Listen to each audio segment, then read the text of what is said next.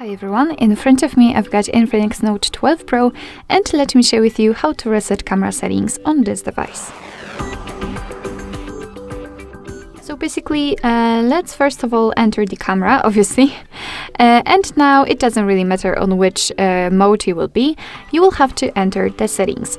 Just a quick disclaimer, I hope that you can see those grid lines. I've applied them before I've started the recording, and it is because I'd like to show you the visual evidence that the reset option will work. So after the whole operation, the grid lines should disappear. I hope it will work.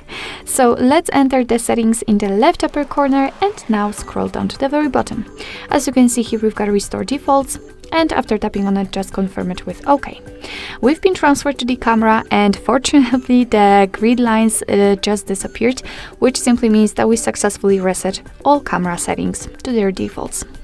So basically that's all. This is how to reset the camera in your Infinix Note 12 Pro. Thank you so much for watching. I hope that this video was helpful, and if it was, please hit the subscribe button and leave the thumbs up.